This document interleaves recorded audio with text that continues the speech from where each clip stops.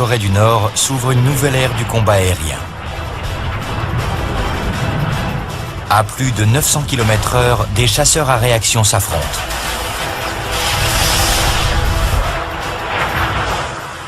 Aux limites de la vitesse du son, la victoire se décide en une fraction de seconde.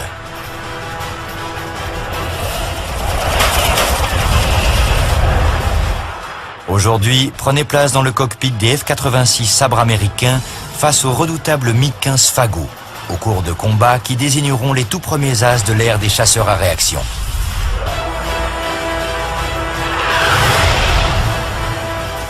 Vivez la bataille, étudiez les tactiques, prenez part au combat.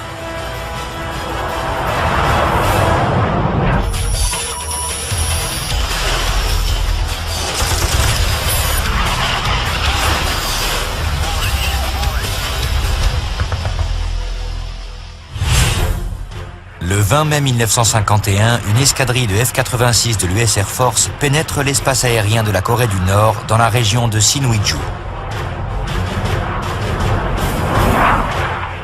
Leur objectif, attirer et détruire le maximum de MiG-15.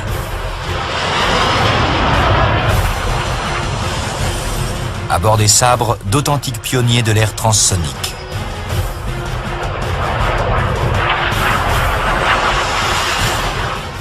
Ces hommes se sont retrouvés confrontés à un environnement et à un conflit très différent de la Seconde Guerre mondiale.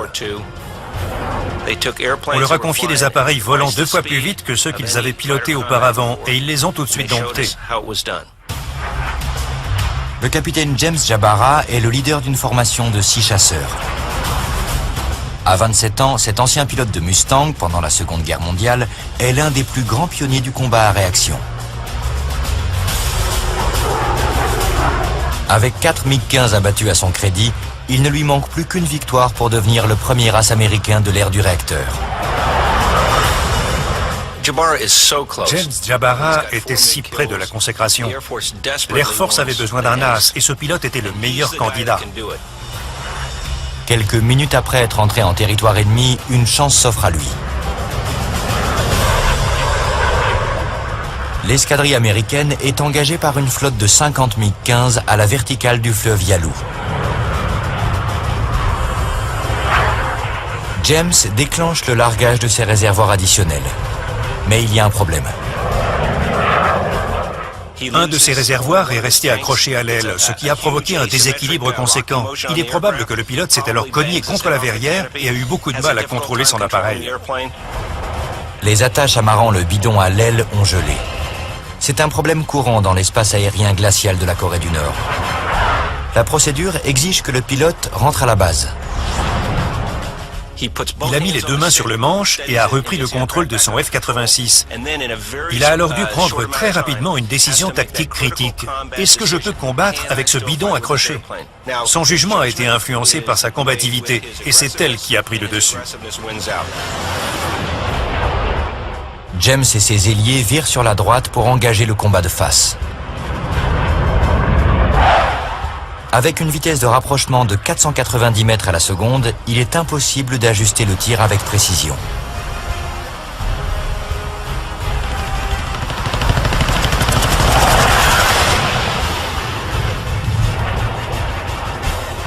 Les deux formations se croisent. James vire violemment à gauche et se lance dans la poursuite.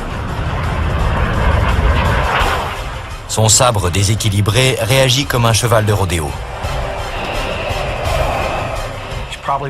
Il doit contrer une résistance d'une vingtaine de kilos dans le manche pour maintenir son appareil en virage serré. Salvatore Kemp, l'un des ailiers de James, annonce que 3 MiG approchent en surplomb à 6 heures. Les MiG sont là. Leur vitesse en piqué leur donne un avantage de 160 km/h. James et Salvatore sont ici. Ils n'ont qu'une fraction de seconde pour réagir. Les MiG fondent sur leur objectif. James vire brutalement à droite. Pris dans leur élan, les chasseurs ennemis dépassent les F-86. En virant à droite en montée, James a forcé 2 des MiG à continuer tout droit. Mais le troisième, pour une raison ou pour une autre, a décidé de virer à gauche, ouvrant ainsi une fenêtre de tir. James saisit l'occasion. Il vire à gauche et se place dans les 6 heures de l'ennemi. Il démontre que c'est non seulement un excellent pilote de chasse, mais surtout qu'il a su s'adapter à l'ère du réacteur. Tout se passe très vite. Pour prendre l'avantage, il faut presque anticiper les mouvements de l'ennemi. Le bandit conserve sa trajectoire. James Jabara serre son virage pour rester derrière lui. À cette altitude, les performances en combat tournoyant du F-86 et du MiG-15 sont équivalentes. Mais James a un atout. Son pantalon anti-G. Cette invention de la Seconde Guerre mondiale va devenir un élément essentiel des futurs combats aériens. En cas d'accélération brutale, des poches d'air se gonflent autour des jambes et du bassin du pilote. Le sang est alors maintenu dans la partie haute du corps, ce qui évite le phénomène du voile noir. James peut virer plus serré. Il est en parfaite position. Le MiG est pile dans sa ligne de mire. Il déclenche le tir de ses 6 mitrailleuses 12-7 et touche le MiG.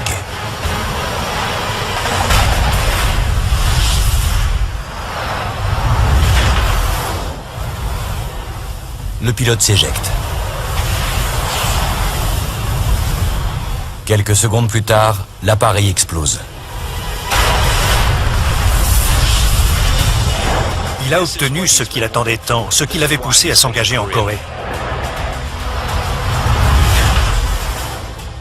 Il devait littéralement exulter. La victoire est confirmée. L'Amérique tient son premier as de l'ère transsonique.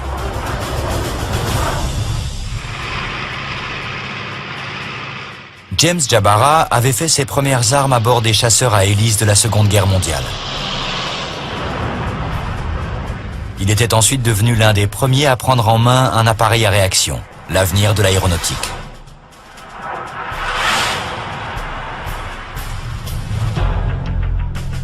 L'air entre dans le réacteur, puis est comprimé avant d'arriver dans la chambre de compression où il est mélangé à du carburant et allumé.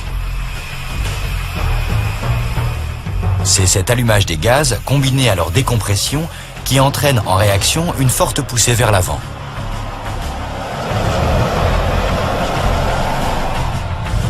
Le réacteur a été développé parallèlement par les Allemands et les Anglais au cours de la Seconde Guerre mondiale.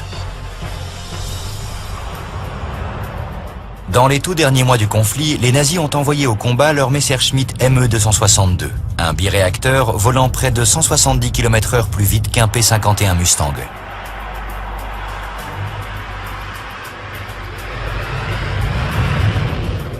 L'aérodynamique de cet appareil était également très avant-gardiste. Ses ailes en flèche généraient moins de traînées qu'une voilure classique, ce qui lui permettait de voler plus vite.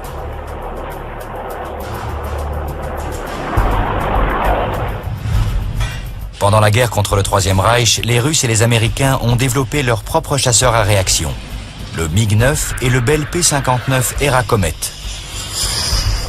Mais leurs performances n'ont pas convaincu les états-majors. En 1947, grâce aux recherches des avionneurs nazis, l'URSS et les USA optent à leur tour pour la voilure en flèche. C'est la naissance du F-86 et du MiG-15.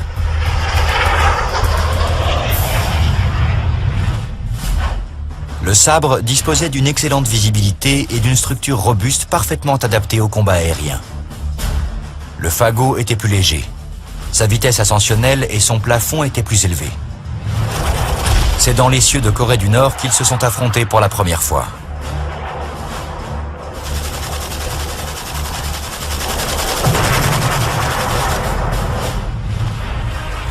Le 20 mai 1951, 6 mois après son engagement dans le conflit coréen, James Jabara devient donc le premier as de l'ère du réacteur. Mais au-dessus de lui, la bataille fait rage. Il venait de gagner le titre d'as, mais il n'a jamais pensé un seul instant à rentrer à la base.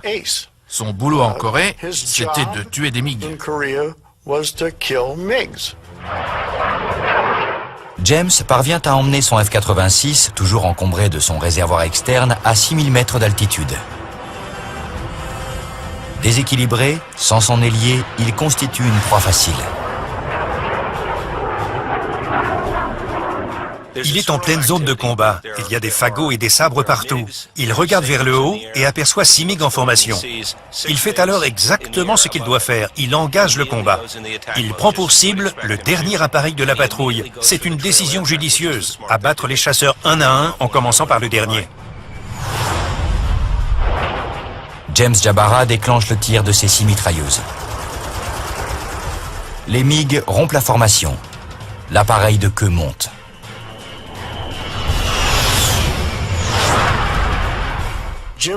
James était en train de gagner du terrain, mais le MiG-15 est plus rapide en vitesse ascensionnelle.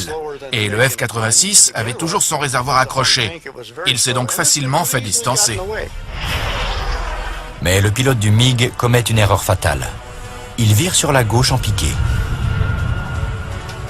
Cette manœuvre donne l'avantage au sabre, plus rapide en descente.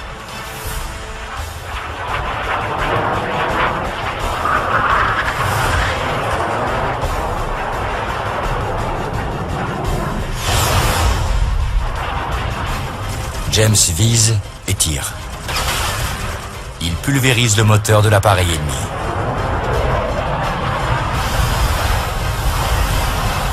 Le fagot s'écrase. 6e victoire. Tout à coup, le pilote américain est entouré d'obus traçants. La chance a tourné. Dans ces 6 heures, 2 aviateurs nord-coréens comptent venger leurs camarades. Dans le combat aérien, il y a 3 règles à respecter. Ne pas engager le combat avec ses réservoirs additionnels, ne pas se séparer de son ailier et ne pas se concentrer uniquement sur l'objectif. James venait d'enfreindre les 3. James Jabara réalise que sa quête du titre d'as pourrait lui coûter la vie.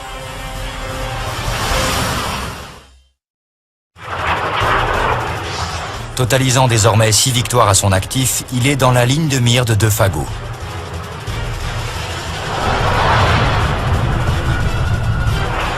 Il vire brutalement à gauche pour tenter d'échapper à leur tir. Il évite de justesse les rafales des redoutables obus de 23 et 37 mm. Il sollicite au maximum son réacteur J-47 avec ses 5200 livres de poussée. Mais son réservoir externe limite sa vitesse à 800 km/h. Et bien pire encore, handicape gravement sa maniabilité.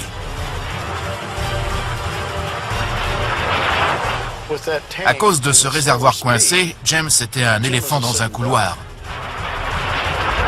Il tire sur le manche, actionne les aérofreins, casse sa vitesse, passe sur le dos, vire dans l'autre direction et accélère. Grâce à cette manœuvre, il réussit à sortir momentanément de la fenêtre de tir des MiG. Mais les pilotes nord-coréens ne le lâchent pas. Il le morpionnait. À moins d'un miracle, la 6e victoire du capitaine Jabara allait être la dernière. Par chance, le miracle se produit. 2 pilotes américains, Mo Pitts et Rudy Holly, surgissent. Les sabres sont ici, les MiG là, dans les 6 heures de James. Mo et Rudy plongent pour gagner du terrain et engager les 2 fagots. Ils n'ont que quelques minuscules secondes pour agir.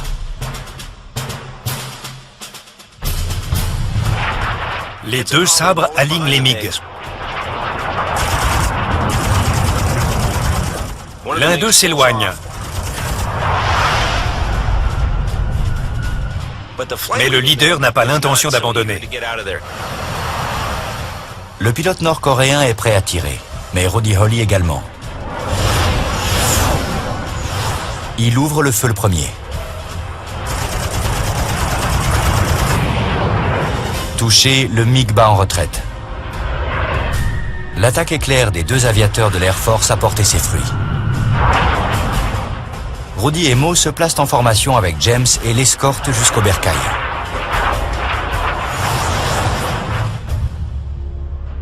Sur le taxiway, ce dernier est accueilli en héros. C'était une journée exceptionnelle. On tenait notre premier as sur chasseur à réaction. Il a été porté en triomphe. James est décoré de la Distinguished Flying Cross.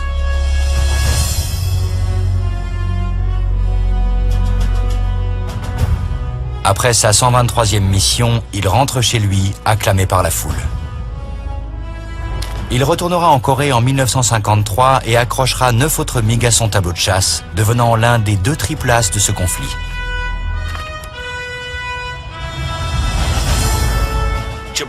James Jabara était le tout premier as sur chasseur à réaction. C'était un événement majeur pour l'US Air Force. Il devenait un exemple et a poussé bon nombre de pilotes à conquérir ce titre. L'exploit du capitaine Jabara sert de modèle à tous les pilotes américains engagés en Corée. Dès le lendemain, à chaque sortie, aucune occasion d'engager l'ennemi n'est ratée. La place de premier as est prise, mais il reste encore la seconde. Le lieutenant Hood Gibson est sur les rangs. Je ne pouvais pas attendre. J'étais prêt à me battre. Je m'étais entraîné 6 ans dans ce but. Le 18 juin 1951, moins d'1 mois après le célèbre combat de James Jabara, Hood et sa patrouille franchissent la ligne de front.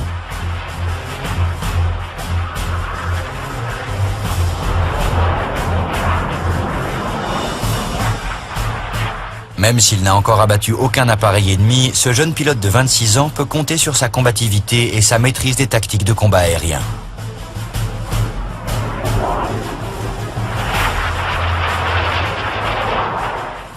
J'avais pas mal d'heures de vol et une certaine expérience en simulation de combat tournoyant. Je me sentais capable de battre n'importe quel pilote. Faisant route à l'ouest, vers la mer de Chine, Hood repère des éclats lumineux à 3 heures plus haut. Des MiG. Hood est ici, au sein d'une formation de 18 sabres.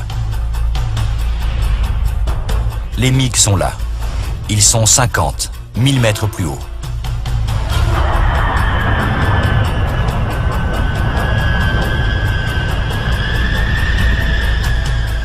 Profitant de leur plafond opérationnel plus élevé, ils peuvent choisir quand et comment frapper.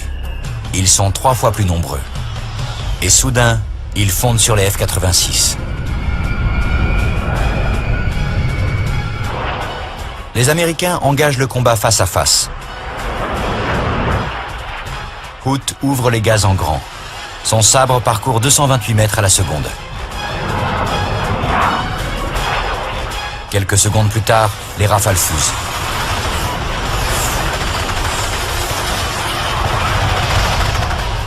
Je suis parti en virage ascendant à droite pour essayer de passer dans leurs 6 heures en prenant de l'altitude.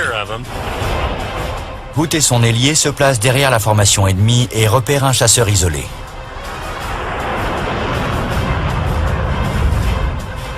Ce dernier vire brutalement à gauche. Hood ne le lâche pas. Il centre le réticule de son système de contrôle de tir. Ce radar placé dans le nez calcule la distance de l'objectif ainsi que sa trajectoire et place un petit viseur dans l'afficheur tête haute en fonction de ses paramètres. Hood ouvre le feu. À chaque rafale, 50 ogives de calibre 12,7 sont tirées. Le fagot serre son virage et accentue sa descente pour tenter d'échapper au sabre. Il avait le nez sous la ligne d'horizon. J'étais juste derrière lui, mais pas en bonne position. J'étais un peu trop à la corde. Il virait trop fort, j'avais du mal à rester aligné. Encaissant déjà plus de 5 G, Hood Gibson ne peut maintenir sa fenêtre de tir. Et le MiG-15 parvient à lui échapper. Son ailier, en revanche, Jim Heckman, est en meilleure position.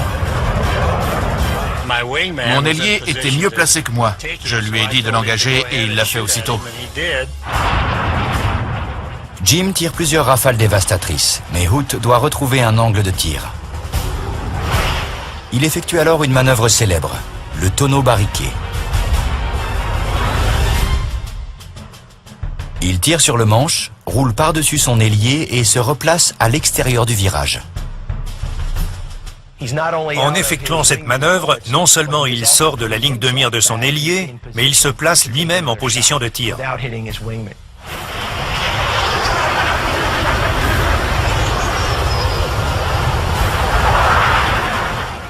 Je me suis aligné sur lui et j'ai ouvert le feu.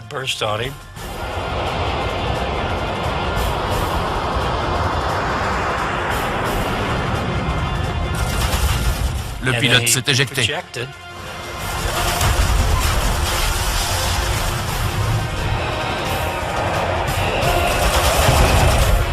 Un ennemi abattu. Mais c'est Jim Hickman qui sera crédité de cette victoire. Il a fait le bon choix. D'instinct, il a décidé de réaliser ce tonneau barriqué pour retrouver une fenêtre de tir tout en laissant à son ailier le champ libre et en lui laissant cette victoire. C'est un sacré pilote. Il y a tellement de MiG dans l'espace aérien qu'en quelques secondes, Hood trouve deux autres cibles à 2 heures, 600 mètres plus bas. Des proies faciles.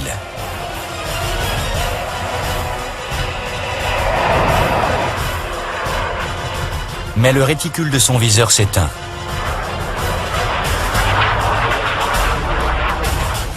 C'était peut-être une poussière dans les circuits. J'ai essayé de le réinitialiser manuellement, mais ça n'a pas fonctionné. Il était en panne. Sans courage, pas de gloire. Avec ou sans réticule, Hood engage les deux MiG.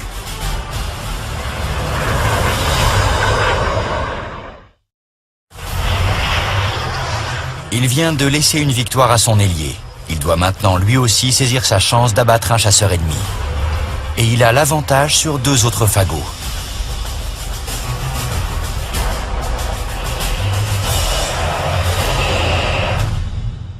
Les MiG-15 sont là. Hood et son ailier ici. Ils ont 2 options. Ou ils piquent mais risquent de dépasser leur cible, ou ils réalisent un tonneau barriqué descendant pour se placer dans leur 6 heures.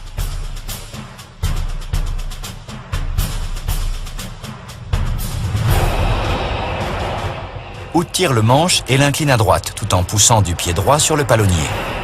En exécutant ce tonneau barriqué sur la droite et en descente, il se retrouve en parfaite position de tir.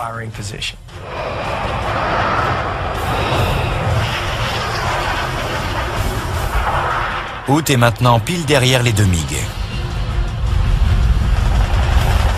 Les pilotes ennemis entament une chandelle, sachant que leur appareil dispose d'une meilleure vitesse ascensionnelle. Il faut agir très vite. Je n'avais plus de système de visée. Je devais rester très près, disons à moins de 150 mètres. J'ai placé le MiG à l'endroit où se serait trouvé le réticule.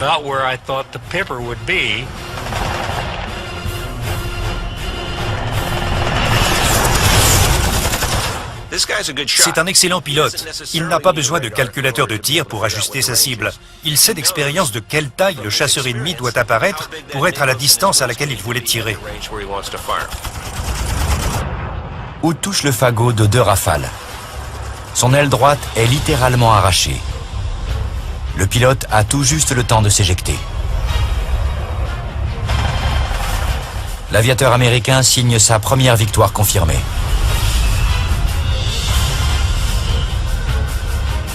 Tandis que l'appareil ennemi s'écrase en flammes, Hood retrouve le contact visuel avec le commandant de la formation, le lieutenant-colonel Ben Emert.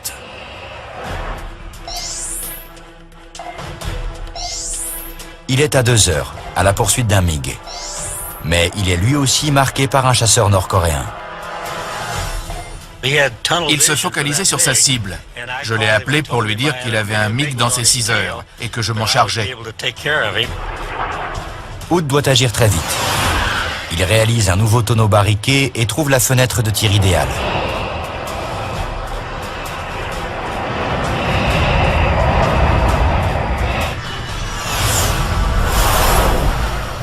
Au dernier moment, le fagot tente de lui échapper en remuant dans tous les sens. Il a viré à gauche. Il devait avoir un angle de descente de 3 ou 4 degrés. Je suis resté derrière lui. Ensuite, il a viré vers la droite. Il s'est mis juste dans ma ligne de mire. Je l'ai touché de 2 rafales. Le MiG s'enflamme.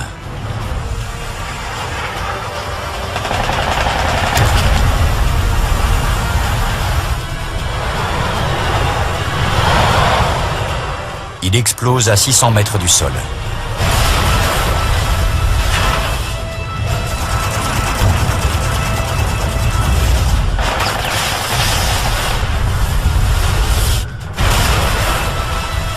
En quelques minutes, Hood Gibson a remporté 2 victoires confirmées et participé à une 3e.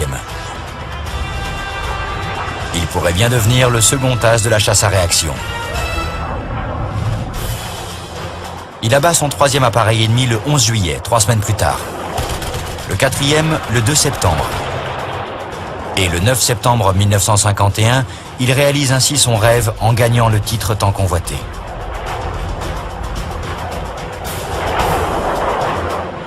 Mais il remporte sa 5e victoire quelques minutes après Dick Baker. C'est ce dernier qui sera sacré second. Hood doit se contenter de la 3e place.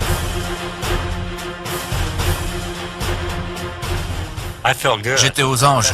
J'ai fait ce qu'on m'avait appris à faire. C'était en quelque sorte une récompense pour ces années d'entraînement. Les premiers as surchasseurs à réaction appliquaient les tactiques développées pendant la Seconde Guerre mondiale. Mais il a fallu les adapter à des conditions de vol totalement différentes, aussi bien en altitude qu'en vitesse. Un réacteur consomme beaucoup plus de carburant qu'un moteur à piston. Par souci d'économie, les longues patrouilles par escadrille entière ont donc laissé la place à des rotations permanentes de 4 chasseurs faisant l'aller-retour jusqu'à la ligne de front.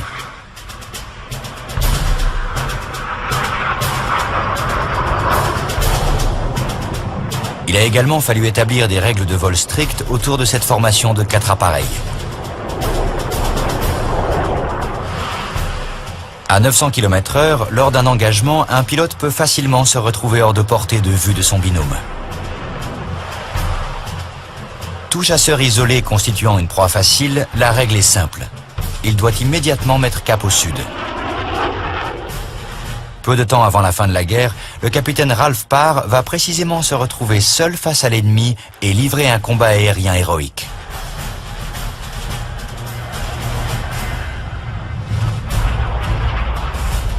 Nous sommes le 7 juin 1953, à 30 km au sud du fleuve Yalu. Les F-86 de la 335e escadrille patrouillent à haute altitude à la recherche de chasseurs ennemis.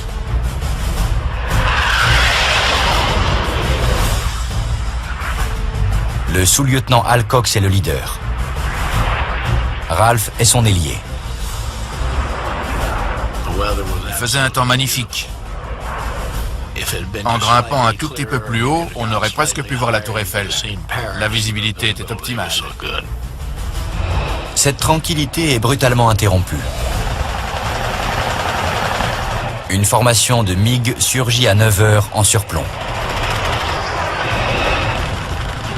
Ralph repère les fagots et annonce un break à gauche. Mais son leader part vers la droite. La sécurité du vol est compromise. Le chef de patrouille ordonne à Al Cox et à Ralph Parr de reprendre leur formation. Ralph scrute l'espace aérien. Au moment où j'ai commencé à regarder vers le bas à droite, j'ai repéré un objet en mouvement contrastant avec le sol. Je l'ai désigné comme étant un objectif. Al est arrivé et m'a dit « Je le vois pas, mais si tu l'as en visuel, vas-y, je te couvre. » Le MiG file dans la direction opposée à très basse altitude, au ras des arbres. Ralph tient une chance d'abattre son premier ennemi. Il se lance à sa poursuite en effectuant un renversement. Il se place sur le dos et tire sur le manche pour venir se placer derrière le MiG. En piqué, la vitesse du sabre lui permet de gagner du terrain.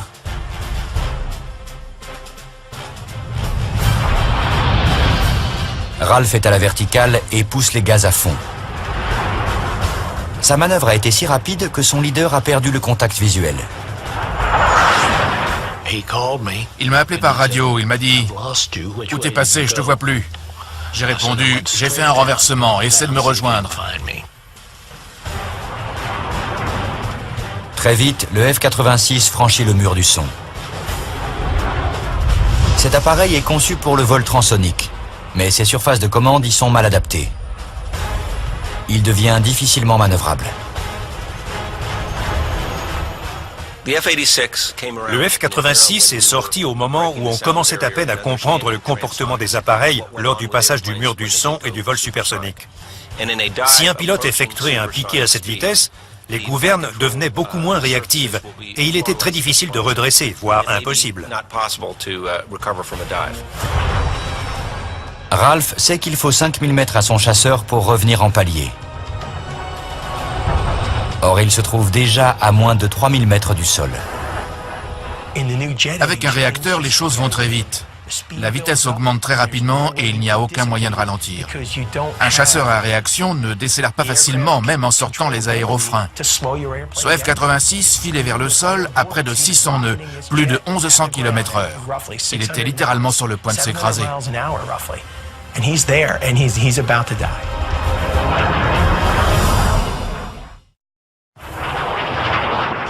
Ralph Parr a commis l'erreur de réaliser un renversement supersonique trop près du sol. En essayant d'engager l'ennemi, il se retrouve en piqué à une vitesse dépassant les 300 mètres par seconde.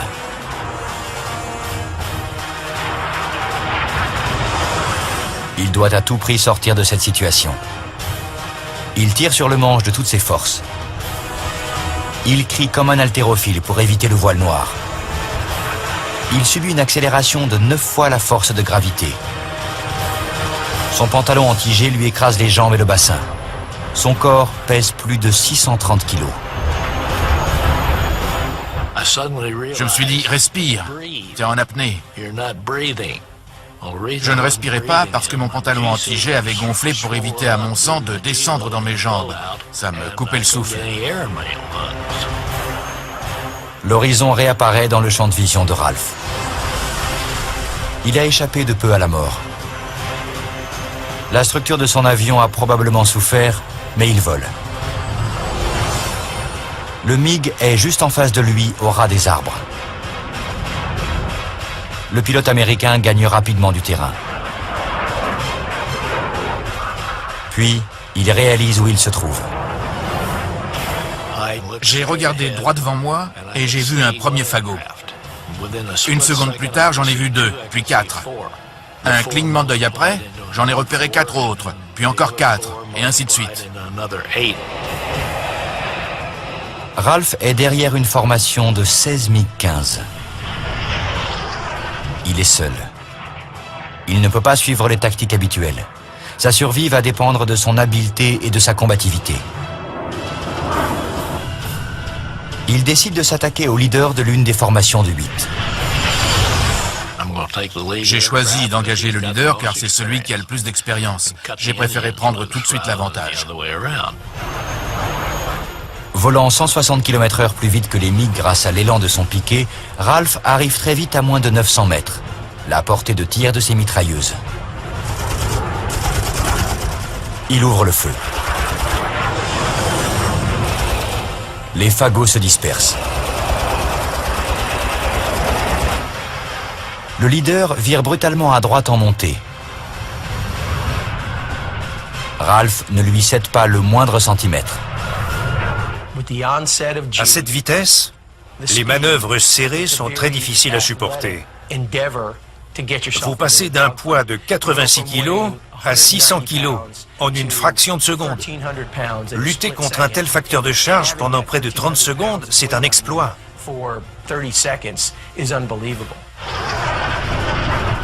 Ralph lutte pour garder sa tête droite et ses yeux ouverts. Je devais encaisser autour de 9 à 9 G et demi. Tout à coup, le réticule de mon système de visée s'est éteint. Après le traitement que le sabre vient de subir ces 60 dernières secondes, il n'est pas étonnant qu'il connaisse quelques avaries. C'était agaçant. Vous avez un instrument sur lequel vous comptez, et au moment de vous en servir, plus rien. Pas le temps de tergiverser. Ralph est sur son élan. Il risque de dépasser les MiG, ce qui serait une erreur fatale.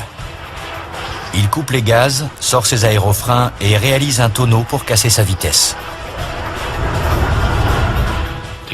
Pour ne pas l'overshooter, j'ai initié un tonneau une fois à sa hauteur. On évoluait tous les deux presque verrière contre verrière.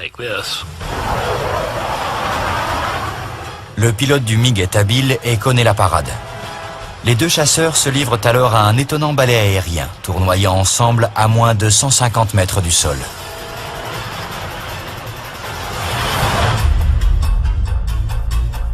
Cette tactique, baptisée Rolling Scissors, consiste à forcer l'adversaire à passer devant.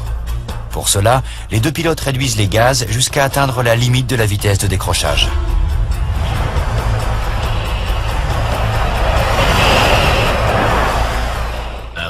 En regardant à travers sa verrière, je pouvais voir ses pieds. J'arrivais presque à distinguer les lacets de ses bottes. Ralph manœuvre son appareil à ses limites.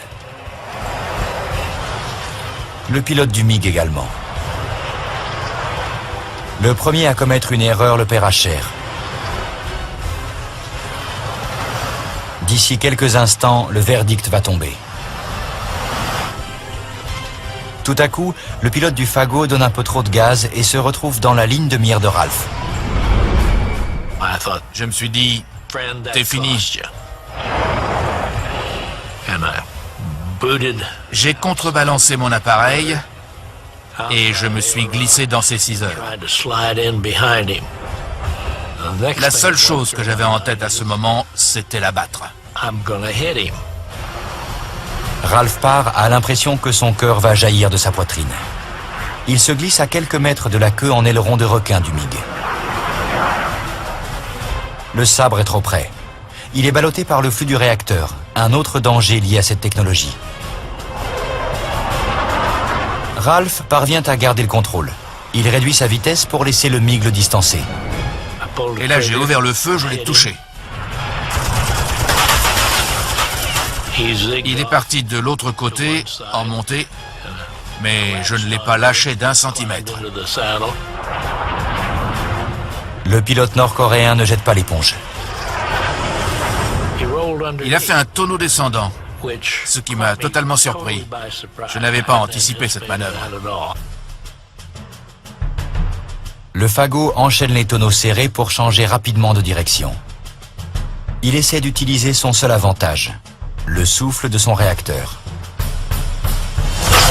Ralph reste collé à lui, mais doit éviter ce flux à tout prix. Il pourrait tout simplement faire caler son propre réacteur. À cette altitude, il n'y a aucune marge d'erreur, mais il est déterminé.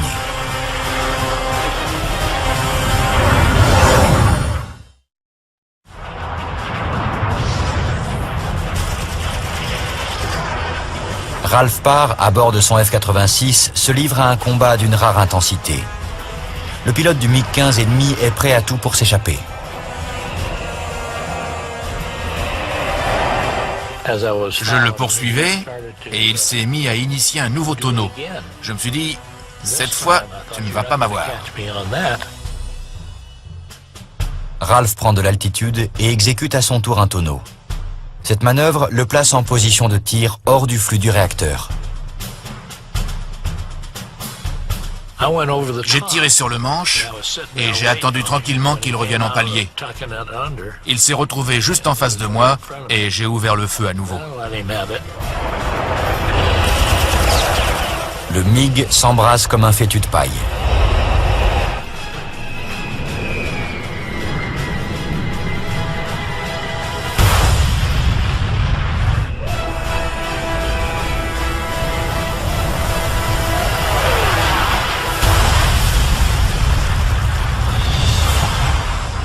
À l'issue d'un combat exténuant, Ralph remporte sa première victoire.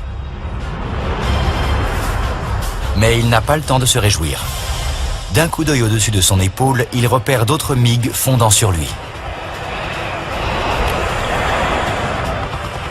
Il ouvre les gaz en grand tout en virant à gauche. Le F-86 répond instantanément. Des balles traçantes orange fusent au ras de sa queue. Les fagots tentent d'engager le sabre, mais ils vont trop vite.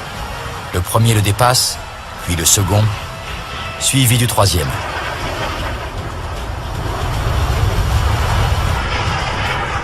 Mais le quatrième parvient à décélérer. Ralph, en pilote expérimenté, sait que son adversaire est sur le point de se replier. Il a dû se décourager. Il s'est dit qu'il n'arriverait pas à m'avoir. Il va lui faire croire qu'il a ses chances et le forcer à passer devant avant d'attaquer à son tour. Il fallait que je sorte de mon virage pour qu'il puisse plus facilement m'aligner dans son viseur. Ralph élargit alors sa courbe, tendant un piège mortel à son adversaire. Ce dernier mord à l'hameçon et se met en place pour tirer. Le pilote américain attend le dernier moment et serre brutalement son virage. Si le MiG le dépasse, un coup de manche dans l'autre direction et le sabre se retrouvera en position de tir. Le fagot se rapproche. Ralph ouvre les gaz, s'incline sur l'aile et tire à fond sur le manche.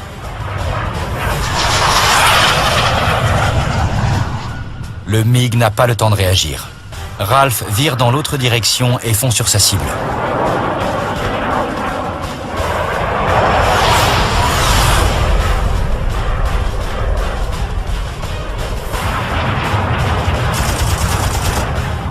J'ai tiré quelques rafales et je me suis aidé des balles traçantes pour ajuster mon tir.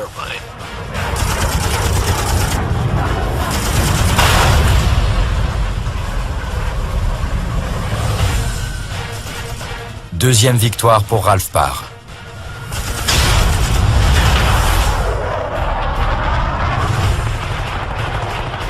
Mais au même moment, un autre MiG-15 surgit en tirant.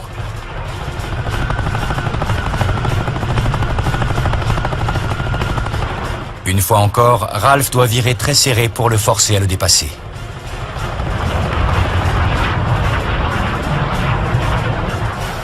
Le fagot passe, mais il va trop vite pour que le F-86 l'engage. Il monte rejoindre ses compatriotes qui décident de se replier. En 8 minutes de combat acharné, Ralph Parr a engagé 16 MiG et en a abattu 2.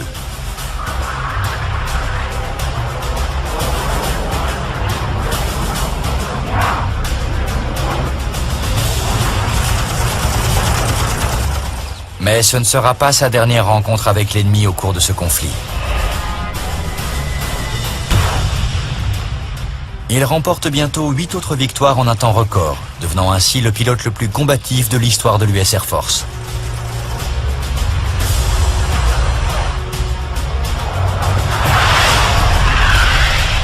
Avec James Jabara, il est l'un des 11 pilotes à avoir abattu plus de 10 chasseurs ennemis dans le ciel de Corée.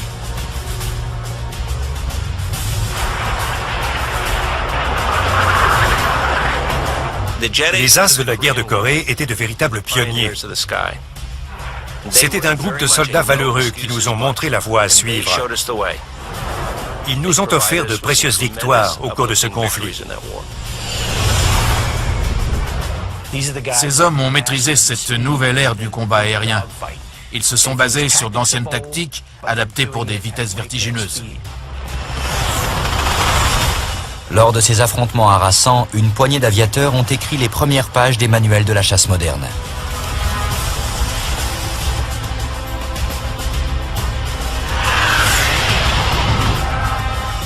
Beaucoup d'entre eux ont par la suite rempilé pour enseigner aux nouvelles générations de pilotes à se battre au-delà de la vitesse du son et à dompter une nouvelle arme, le missile. Grâce à ces pilotes intrépides, à ces premiers as de la chasse à réaction, un nouveau chapitre de l'histoire de l'aviation a été ouvert.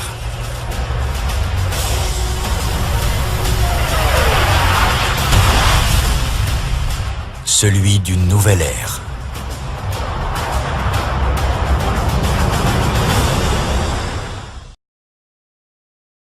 L'avenir de l'aéronautique.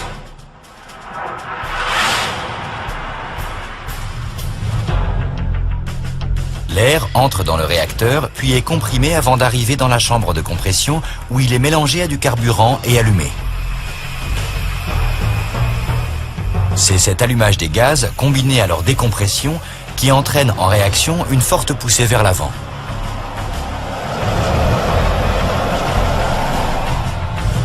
Le réacteur a été développé parallèlement par les Allemands et les Anglais au cours de la Seconde Guerre mondiale. Dans les tout derniers mois du conflit, les nazis ont envoyé au combat leur Messerschmitt Me-262, un biréacteur volant près de 170 km/h plus vite qu'un P-51 Mustang.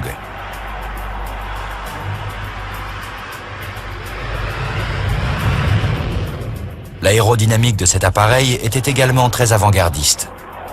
Ses ailes en flèche généraient moins de traînées qu'une voilure classique, ce qui lui permettait de voler plus vite.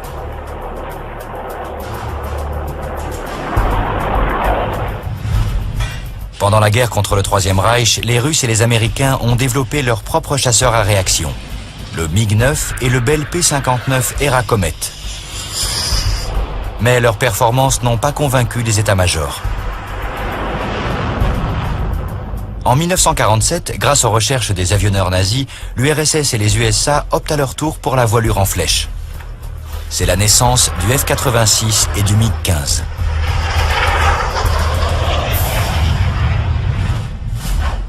Le sabre disposait d'une excellente visibilité et d'une structure robuste parfaitement adaptée au combat aérien. Le fagot était plus léger. Sa vitesse ascensionnelle et son plafond étaient plus élevés. C'est dans les cieux de Corée du Nord qu'ils se sont affrontés pour la première fois.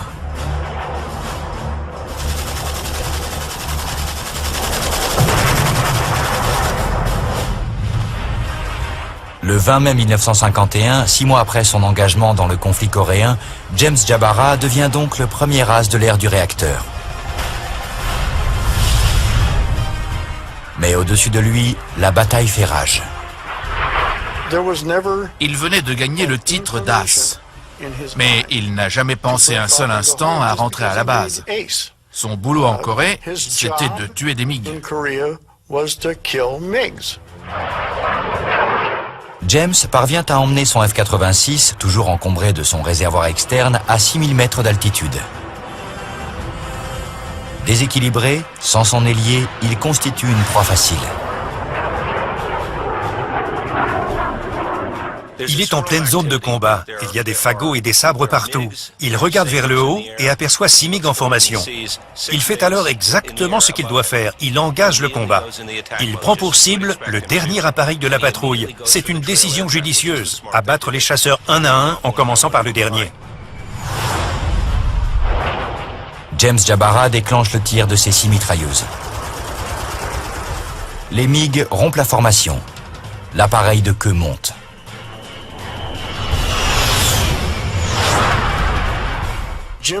James était en train de gagner du terrain, mais le MiG-15 est plus rapide en vitesse ascensionnelle.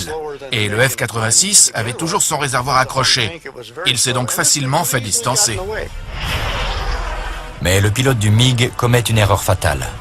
Il vire sur la gauche en piqué. Cette manœuvre donne l'avantage au sabre, plus rapide en descente.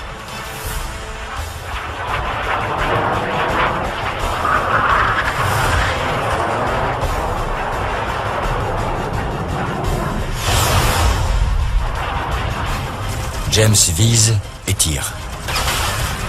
Il pulvérise le moteur de l'appareil ennemi.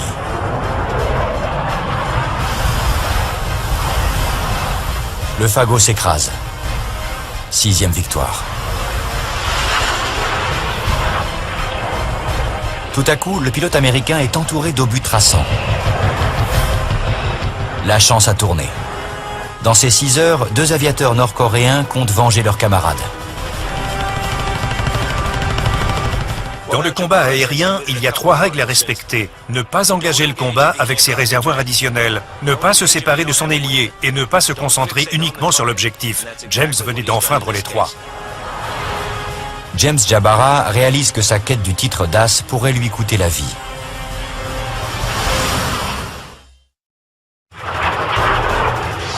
Totalisant désormais 6 victoires à son actif, il est dans la ligne de mire de 2 fagots.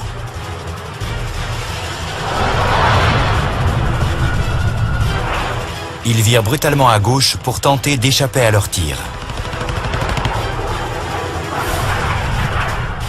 Il évite de justesse les rafales des redoutables obus de 23 et 37 mm.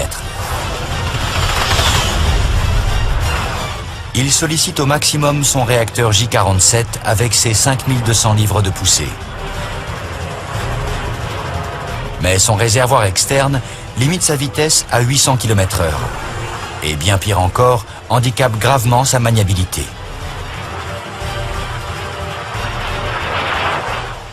À cause de ce réservoir coincé, James était un éléphant dans un couloir.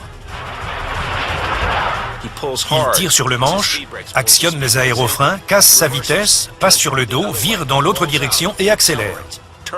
Grâce à cette manœuvre, il réussit à sortir momentanément de la fenêtre de tir des MiG. Mais les pilotes nord-coréens ne le lâchent pas. Il le morpionnait. À moins d'un miracle, la 6e victoire du capitaine Jabara allait être la dernière. Par chance, le miracle se produit. Deux pilotes américains, Mo Pitts et Rudy Holly, surgissent.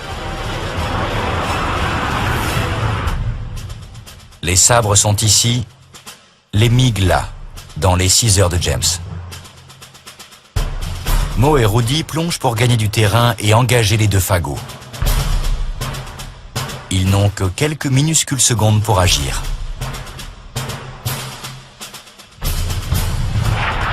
Les deux sabres alignent les MiG. L'un d'eux s'éloigne. Mais le leader n'a pas l'intention d'abandonner. Le pilote nord-coréen est prêt à tirer, mais Rudy Holly également. Il ouvre le feu le premier. Versement. Il se place sur le dos et tire sur le manche pour venir se placer derrière le MiG. En piqué, la vitesse du sabre lui permet de gagner du terrain.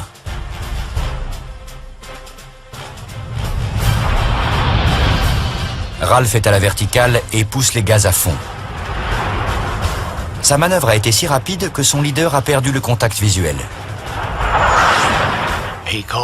Il m'a appelé par radio, il m'a dit « Où t'es passé, je te vois plus ». J'ai répondu « J'ai fait un renversement, essaie de me rejoindre ». Très vite, le F-86 franchit le mur du son.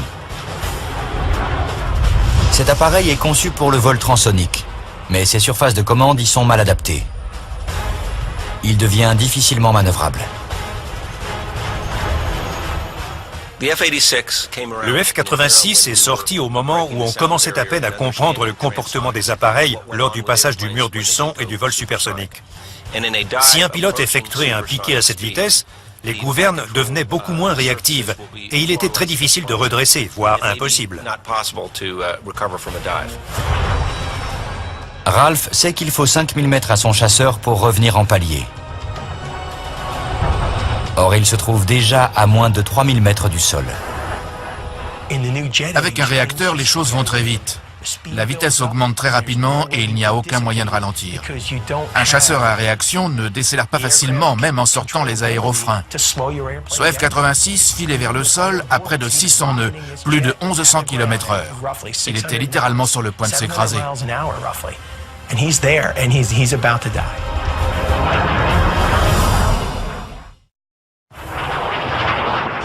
Ralph Parr a commis l'erreur de réaliser un renversement supersonique trop près du sol.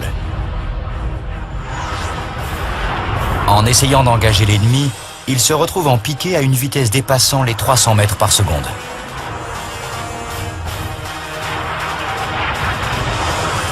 Il doit à tout prix sortir de cette situation.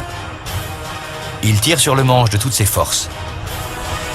Il crie comme un haltérophile pour éviter le voile noir. Il subit une accélération de 9 fois la force de gravité. Son pantalon anti-G lui écrase les jambes et le bassin. Son corps pèse plus de 630 kilos. Je me suis dit, respire, t'es en apnée.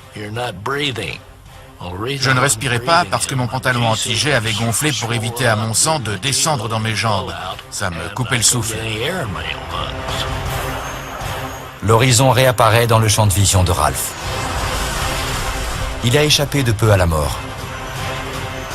La structure de son avion a probablement souffert, mais il vole. Le MiG est juste en face de lui, au ras des arbres. Le pilote américain gagne rapidement du terrain. Puis, il réalise où il se trouve. J'ai regardé droit devant moi et j'ai vu un premier fagot. Une seconde plus tard, j'en ai vu 2, puis 4. Un clignement d'œil après, j'en ai repéré 4 autres, puis encore 4, et ainsi de suite. Ralph est derrière une formation de 16 MiG-15. Il est seul. Il ne peut pas suivre les tactiques habituelles. Sa survie va dépendre de son habileté et de sa combativité. Il décide de s'attaquer au leader de l'une des formations du 8. J'ai choisi d'engager le leader car c'est celui qui a le plus d'expérience. J'ai préféré prendre tout de suite l'avantage. Volant 160 km/h plus vite que les MiG grâce à l'élan de son piquet, Ralph arrive très vite à moins de 900 mètres, la portée de tir de ses mitrailleuses. Il ouvre le feu. Les fagots se dispersent. Le leader vire brutalement à droite en montée. Ralph ne lui cède pas le moindre centimètre. À cette vitesse, les manœuvres serrées sont très difficiles à supporter. Vous passez d'un poids de 86 kg à 600 kg en une fraction de seconde. Lutter contre un tel facteur de charge pendant près de 30 secondes, c'est un exploit.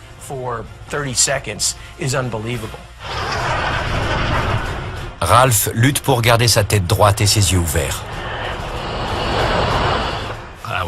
Je devais encaisser autour de 9 à 9 G et demi. Tout à coup, le réticule de mon système de visée s'est éteint. Après le traitement que le sabre vient de subir ces 60 dernières secondes, il n'est pas étonnant qu'il connaisse quelques avaries. C'était agaçant. Vous avez un instrument sur lequel vous comptez, et au moment de vous en servir, plus rien. Pas le temps de tergiverser. Ralph est sur son élan. Il risque de dépasser les MiG, ce qui serait une erreur fatale.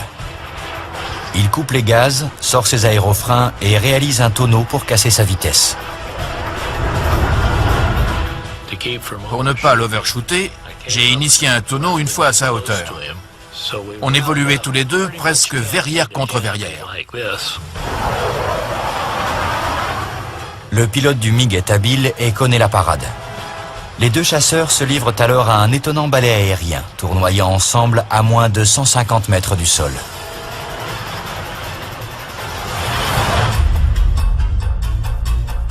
Cette tactique, baptisée Rolling Scissors, consiste à forcer l'adversaire à passer devant. Pour cela, les deux pilotes réduisent les gaz jusqu'à atteindre la limite de la vitesse de décrochage.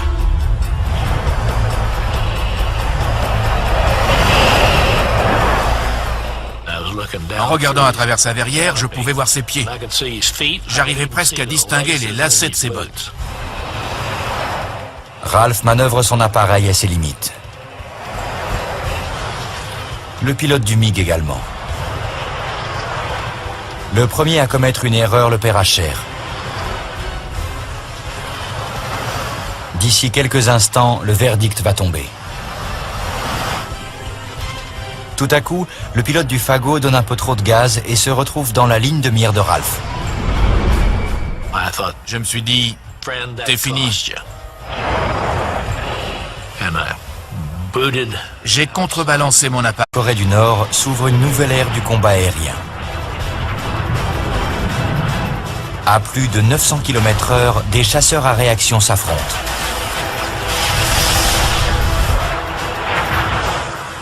Aux limites de la vitesse du son, la victoire se décide en une fraction de seconde.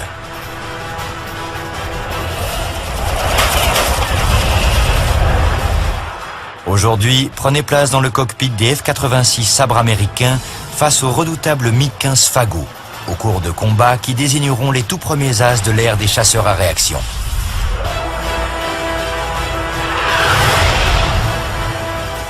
Vivez la bataille, étudiez les tactiques, prenez part au combat.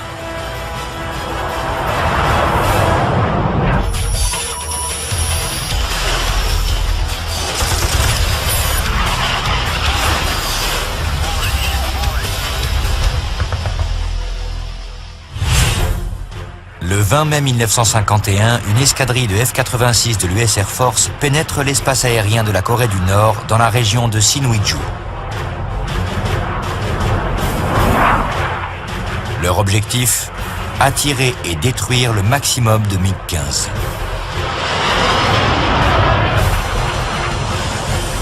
À bord des sabres, d'authentiques pionniers de l'ère transsonique.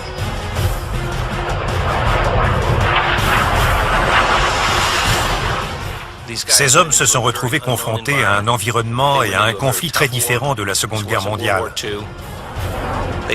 On leur a confié des appareils volant 2 fois plus vite que ceux qu'ils avaient pilotés auparavant et ils les ont tout de suite domptés. Le capitaine James Jabara est le leader d'une formation de 6 chasseurs. À 27 ans, cet ancien pilote de Mustang pendant la Seconde Guerre mondiale est l'un des plus grands pionniers du combat à réaction. Avec 4 MiG-15 abattus à son crédit, il ne lui manque plus qu'une victoire pour devenir le premier as américain de l'ère du réacteur. James Jabara était si près de la consécration. L'Air Force avait besoin d'un as et ce pilote était le meilleur candidat. Quelques minutes après être entré en territoire ennemi, une chance s'offre à lui. L'escadrille américaine est engagée par une flotte de 50 MiG-15 à la verticale du fleuve Yalu. James déclenche le largage de ses réservoirs additionnels. Mais il y a un problème. Un de ces réservoirs est resté accroché à l'aile, ce qui a provoqué un déséquilibre conséquent. Il est probable que le pilote s'est alors cogné contre la verrière et a eu beaucoup de mal à contrôler son appareil. Les attaches amarrant le bidon à l'aile ont gelé. C'est un problème courant dans l'espace aérien glacial de la Corée du Nord. La procédure exige que le pilote rentre à la base. Il a mis les 2 mains sur le manche et a repris le contrôle de son F-86. Il a alors dû prendre très rapidement une décision tactique critique. Est-ce que je peux combattre avec ce bidon accroché?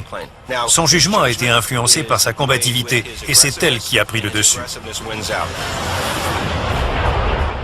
James et ses ailiers virent sur la droite pour engager le combat de face. Avec une vitesse de rapprochement de 490 mètres à la seconde, il est impossible d'ajuster le tir avec précision.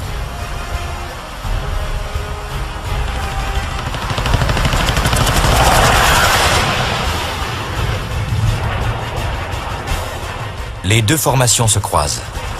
James vire violemment à gauche et se lance dans la poursuite. Son sabre déséquilibré réagit comme un cheval de rodéo. Il doit contrer une résistance d'une vingtaine de kilos dans le manche pour maintenir son appareil en virage serré.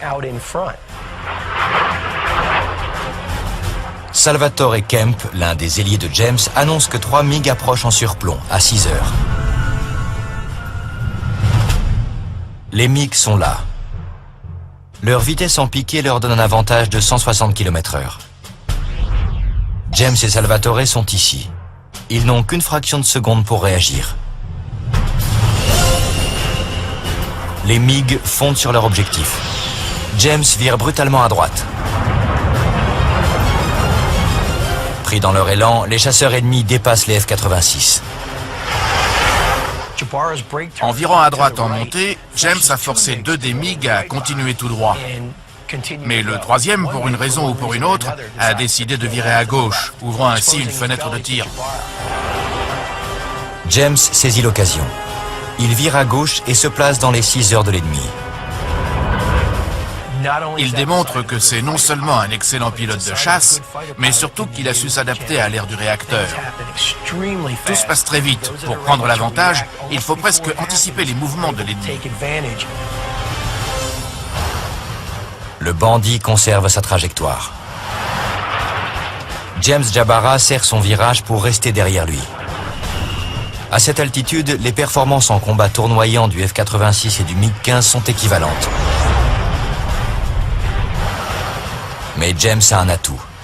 Son pantalon anti-G. Cette invention de la Seconde Guerre mondiale va devenir un élément essentiel des futurs combats aériens. En cas d'accélération brutale, des poches d'air se gonflent autour des jambes et du bassin du pilote. Le sang est alors maintenu dans la partie haute du corps, ce qui évite le phénomène du voile noir. James peut virer plus serré. Il est en parfaite position. Le MiG est pile dans sa ligne de mire. Il déclenche le tir de ses 6 mitrailleuses 12-7 et touche le MiG.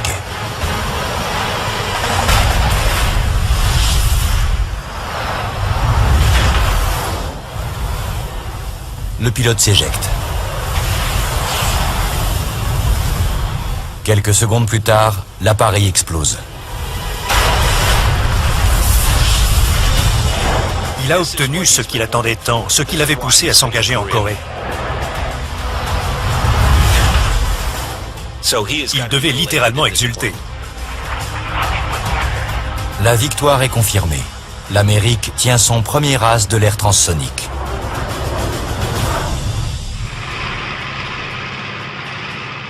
James Jabara avait fait ses premières armes à bord des chasseurs à hélice de la Seconde Guerre mondiale. Il était ensuite devenu l'un des premiers à prendre en main un appareil à réaction. Touché, le MiG bat en retraite.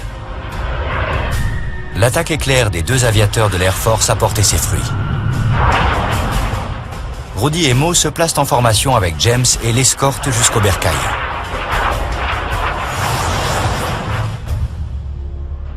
Sur le taxiway, ce dernier est accueilli en héros.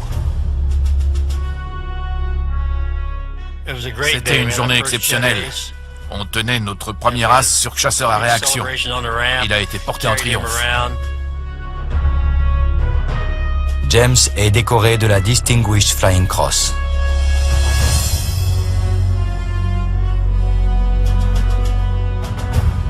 Après sa 123e mission, il rentre chez lui, acclamé par la foule. Il retournera en Corée en 1953 et accrochera 9 autres MiG à son tableau de chasse, devenant l'un des 2 triples as de ce conflit.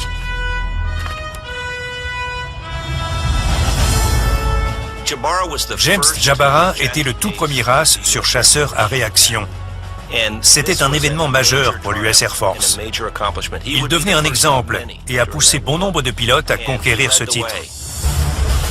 L'exploit du capitaine Jabara sert de modèle à tous les pilotes américains engagés en Corée. Dès le lendemain, à chaque sortie, aucune occasion d'engager l'ennemi n'est ratée. La place de premier as est prise, mais il reste encore la seconde. Le lieutenant Hood Gibson est sur les rangs. Je ne pouvais pas attendre. J'étais prêt à me battre. Je m'étais entraîné 6 ans dans ce but. Le 18 juin 1951, moins d'1 mois après le célèbre combat de James Jabara, Hood et sa patrouille franchissent la ligne de front.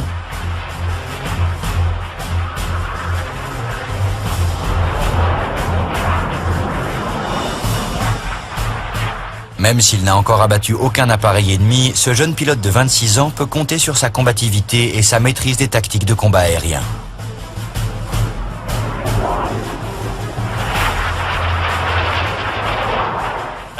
J'avais pas mal d'heures de vol et une certaine expérience en simulation de combat tournoyant. Je me sentais capable de battre n'importe quel pilote. Faisant route à l'ouest, vers la mer de Chine, Hood repère des éclats lumineux à 3 heures plus haut. Des MiG. Hood est ici, au sein d'une formation de 18 sabres. Les MiG sont là. Ils sont 50, 1000 mètres plus haut.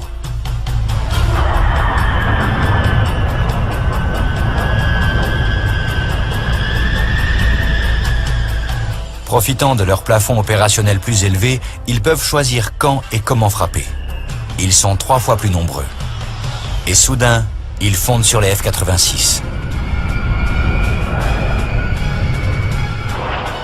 Les Américains engagent le combat face à face. Hood ouvre les gaz en grand. Son sabre parcourt 228 mètres à la seconde. Quelques secondes plus tard, les rafales fusent.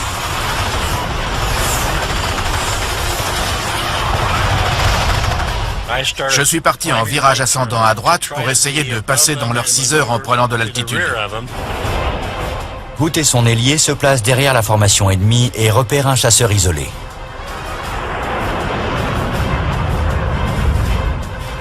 Ce dernier vire brutalement à gauche. Hood ne le lâche pas. Il centre le réticule de son système de contrôle de tir. Ce radar placé dans le nez calcule la distance de l'objectif ainsi que sa trajectoire et place un petit viseur dans l'afficheur tête haute en fonction de ses paramètres. Hood ouvre le feu. À chaque rafale, 50 ogives de calibre 12,7 sont tirées. Le fagot serre son virage et accentue sa descente pour tenter d'échapper au sabre. Il avait le nez sous la ligne d'horizon. J'étais juste derrière lui, mais pas en bonne position. J'étais un peu trop à la corde. Il virait trop fort, j'avais du mal à rester aligné. Encaissant déjà plus de 5 G, Hood Gibson ne peut maintenir sa fenêtre de tir. Et le MiG-15 parvient à lui échapper. Son ailier, en revanche, Jim Heckman, est en meilleure position. Mon ailier était mieux placé que moi. Je lui ai dit de l'engager et il l'a fait aussitôt. Jim tire plusieurs rafales dévastatrices, mais Hood doit retrouver un angle de tir. Il effectue alors une manœuvre célèbre, le tonneau barriqué. Il tire sur le manche, roule par-dessus son ailier et se replace à l'extérieur du virage. En effectuant cette manœuvre, non seulement il sort de la ligne de mire de son ailier, mais il se place lui-même en position de tir.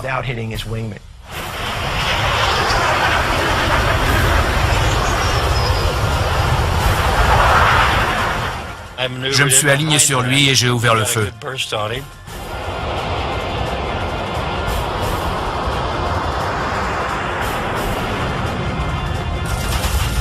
Le pilote s'est éjecté.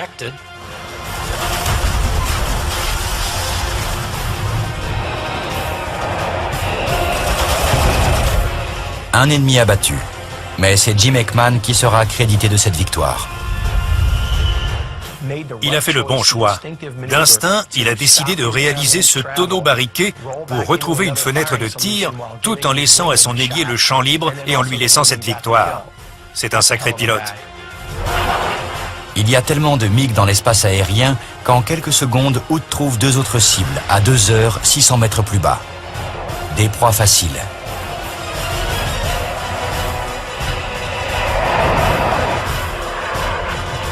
Mais le réticule de son viseur s'éteint.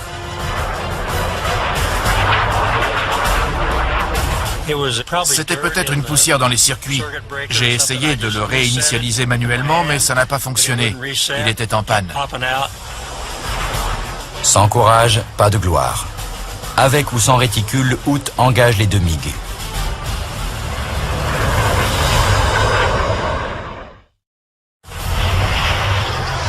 Il vient de laisser une victoire à son ailier. Il doit maintenant lui aussi saisir sa chance d'abattre un chasseur ennemi. Et il a l'avantage sur 2 autres fagots.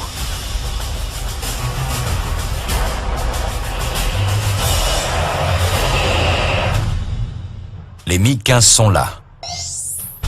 Hood et son ailier ici. Ils ont 2 options. Ou ils piquent mais risquent de dépasser leur cible, ou ils réalisent un tonneau barriqué descendant pour se placer dans leurs 6 heures.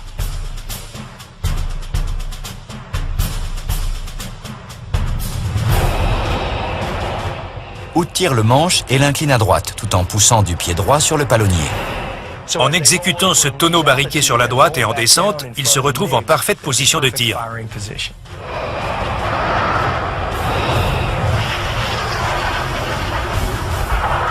Hood est maintenant pile derrière les deux MiG. Les pilotes ennemis entament une chandelle, sachant que leur appareil dispose d'une meilleure vitesse ascensionnelle. Il faut agir très vite. Je n'avais plus de système de visée. Je devais rester très près, disons à moins de 150 mètres. J'ai placé le MiG à l'endroit où se serait trouvé le réticule.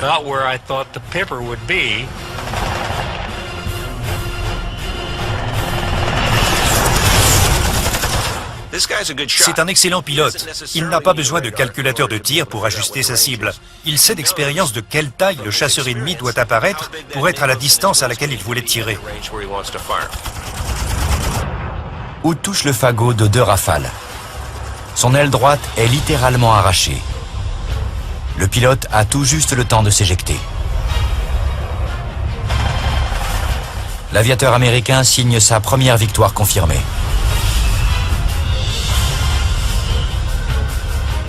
Tandis que l'appareil ennemi s'écrase en flammes, Hood retrouve le contact visuel avec le commandant de la formation, le lieutenant-colonel Ben Emert.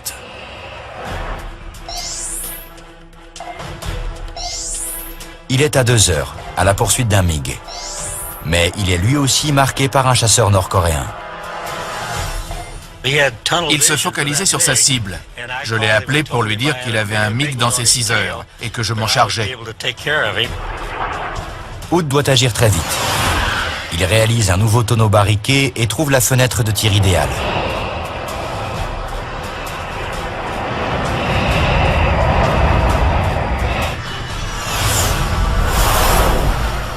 Au dernier moment, le fagot tente de lui échapper en remuant dans tous les sens. Il a viré à gauche. Il devait avoir un angle de descente de 3 ou 4 degrés. Je suis resté derrière lui. Ensuite, il a viré vers la droite. Il s'est mis juste dans ma ligne de mire. Je l'ai touché de 2 rafales. Le MiG s'enflamme.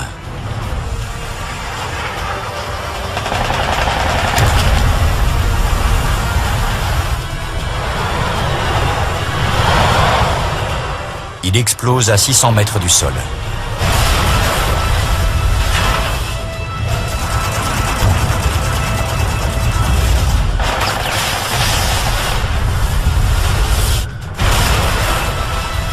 En quelques minutes, Hood Gibson a remporté 2 victoires confirmées et participé à une 3e. Il pourrait bien devenir le second as de la chasse à réaction. Il abat son 3e appareil ennemi le 11 juillet, 3 semaines plus tard. Le 4e, le 2 septembre.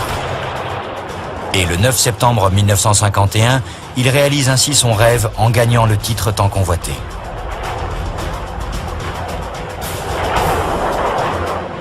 Mais il remporte sa 5e victoire quelques minutes après Dick Baker. C'est ce dernier qui sera sacré second. Hood doit se contenter de la 3e place.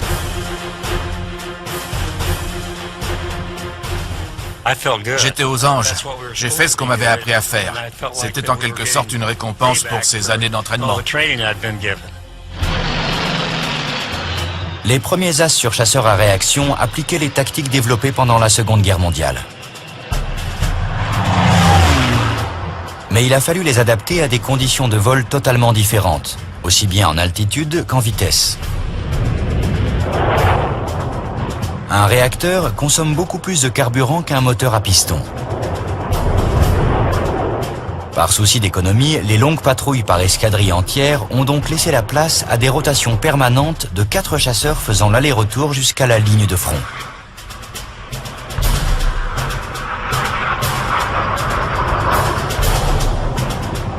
Il a également fallu établir des règles de vol strictes autour de cette formation de 4 appareils. À 900 km/h, lors d'un engagement, un pilote peut facilement se retrouver hors de portée de vue de son binôme. Tout chasseur isolé constituant une proie facile, la règle est simple. Il doit immédiatement mettre cap au sud. Peu de temps avant la fin de la guerre, le capitaine Ralph Parr va précisément se retrouver seul face à l'ennemi et livrer un combat aérien héroïque.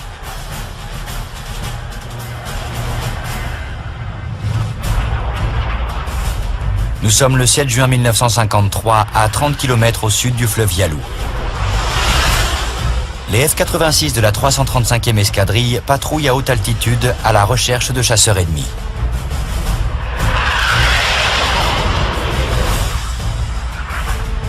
Le sous-lieutenant Al Cox est le leader. Ralph est son ailier. Il faisait un temps magnifique. En grimpant un tout petit peu plus haut, on aurait presque pu voir la tour Eiffel. La visibilité était optimale. Cette tranquillité est brutalement interrompue. Une formation de MiG surgit à 9 h en surplomb.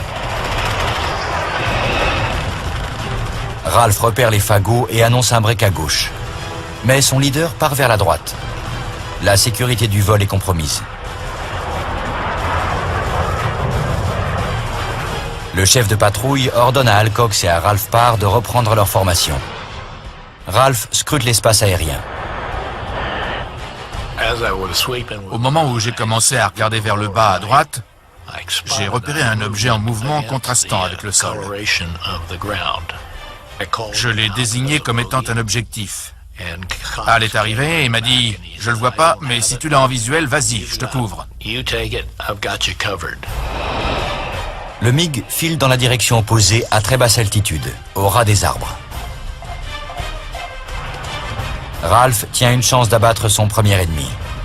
Il se lance à sa poursuite en effectuant un rang. Mustang, pendant la Seconde Guerre mondiale, est l'un des plus grands pionniers du combat à réaction. Avec 4 MiG-15 abattus à son crédit, il ne lui manque plus qu'une victoire pour devenir le premier as américain de l'ère du réacteur. James Jabara était si près de la consécration. L'Air Force avait besoin d'un as et ce pilote était le meilleur candidat. Quelques minutes après être entré en territoire ennemi, une chance s'offre à lui. L'escadrille américaine est engagée par une flotte de 50 MiG-15 à la verticale du fleuve Yalu. James déclenche le largage de ses réservoirs additionnels. Mais il y a un problème. Un de ces réservoirs est resté accroché à l'aile, ce qui a provoqué un déséquilibre conséquent. Il est probable que le pilote s'est alors cogné contre la verrière et a eu beaucoup de mal à contrôler son appareil. Les attaches amarrant le bidon à l'aile ont gelé. C'est un problème courant dans l'espace aérien glacial de la Corée du Nord. La procédure exige que le pilote rentre à la base. Il a mis les deux mains sur le manche et a repris le contrôle de son F-86. Il a alors dû prendre très rapidement une décision tactique critique. Est-ce que je peux combattre avec ce bidon accroché? Son jugement a été influencé par sa combativité et c'est elle qui a pris le dessus. James et ses ailiers virent sur la droite pour engager le combat de face. Avec une vitesse de rapprochement de 490 mètres à la seconde, il est impossible d'ajuster le tir avec précision.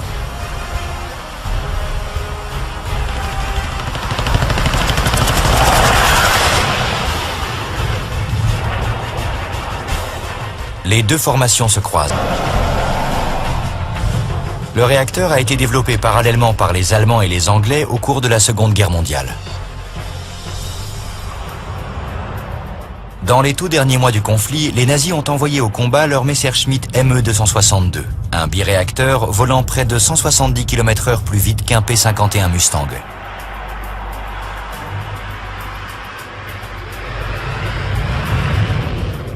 L'aérodynamique de cet appareil était également très avant-gardiste.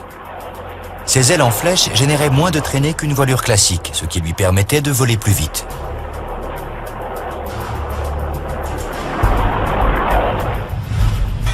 Pendant la guerre contre le Troisième Reich, les Russes et les Américains ont développé leurs propres chasseurs à réaction, le MiG-9 et le Bell P-59 Era Comet.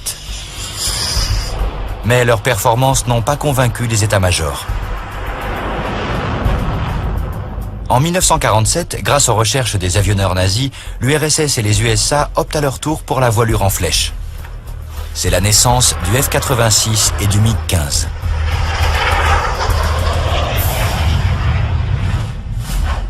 Le sabre disposait d'une excellente visibilité et d'une structure robuste parfaitement adaptée au combat aérien. Le fagot était plus léger. Sa vitesse ascensionnelle et son plafond étaient plus élevés. C'est dans les cieux de Corée du Nord qu'ils se sont affrontés pour la première fois.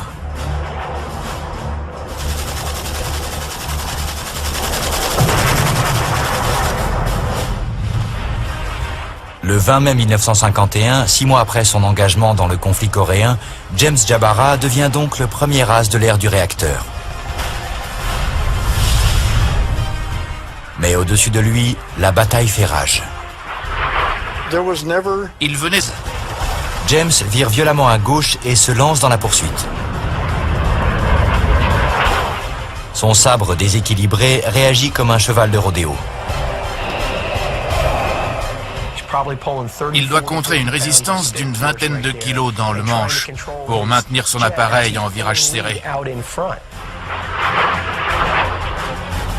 Salvatore Kemp, l'un des ailiers de James, annonce que 3 MiG approchent en surplomb à 6 heures. Les MiG sont là. Leur vitesse en piqué leur donne un avantage de 160 km/h. James et Salvatore sont ici. Ils n'ont qu'une fraction de seconde pour réagir. Les MiG fondent sur leur objectif. James vire brutalement à droite. Pris dans leur élan, les chasseurs ennemis dépassent les F-86. En virant à droite en montée, James a forcé 2 des MiG à continuer tout droit. Mais le troisième, pour une raison ou pour une autre, a décidé de virer à gauche, ouvrant ainsi une fenêtre de tir. James saisit l'occasion. Il vire à gauche et se place dans les 6 heures de l'ennemi. Il démontre que c'est non seulement un excellent pilote de chasse, mais surtout qu'il a su s'adapter à l'ère du réacteur. Tout se passe très vite. Pour prendre l'avantage, il faut presque anticiper les mouvements de l'ennemi. Le bandit conserve sa trajectoire. James Jabara serre son virage pour rester derrière lui. À cette altitude, les performances en combat tournoyant du F-86 et du MiG-15 sont équivalentes. Mais James a un atout. Son pantalon anti-G. Cette invention de la Seconde Guerre mondiale va devenir un élément essentiel des futurs combats aériens. En cas d'accélération brutale, des poches d'air se gonflent autour des jambes et du bassin du pilote. Le sang est alors maintenu dans la partie haute du corps, ce qui évite le phénomène du voile noir. James peut virer plus serré. Il est en parfaite position. Le MiG est pile dans sa ligne de mire. Il déclenche le tir de ses 6 mitrailleuses 12-7 et touche le MiG.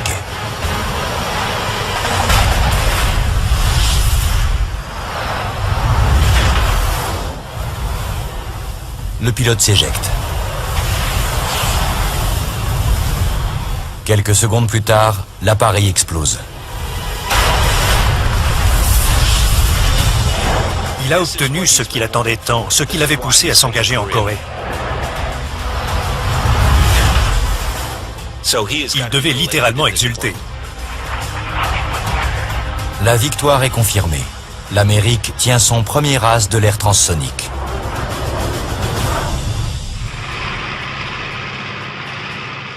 James Jabara avait fait ses premières armes à bord des chasseurs à hélice de la Seconde Guerre mondiale. Il était ensuite devenu l'un des premiers à prendre en main un appareil à réaction, l'avenir de l'aéronautique.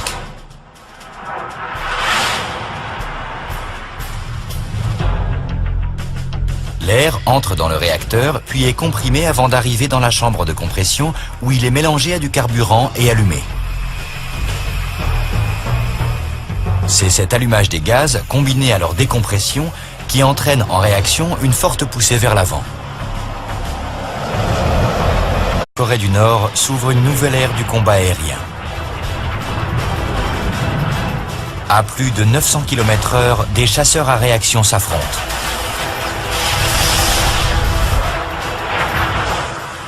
Aux limites de la vitesse du son, la victoire se décide en une fraction de seconde.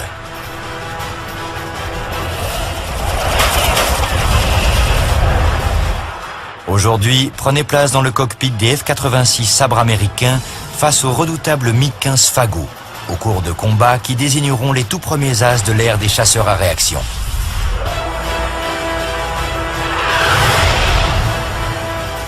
Vivez la bataille, étudiez les tactiques, prenez part au combat.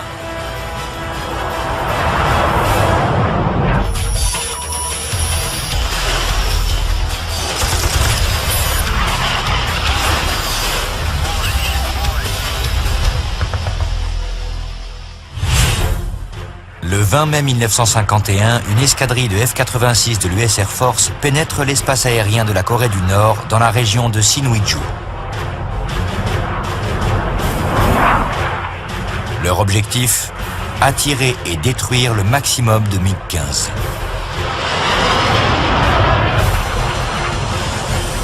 À bord des sabres, d'authentiques pionniers de l'ère transsonique.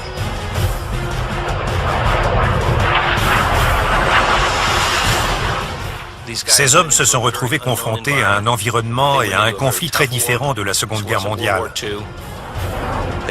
On leur a confié des appareils volant 2 fois plus vite que ceux qu'ils avaient pilotés auparavant et ils les ont tout de suite domptés. Le capitaine James Jabara est le leader d'une formation de 6 chasseurs. À 27 ans, cet ancien pilote de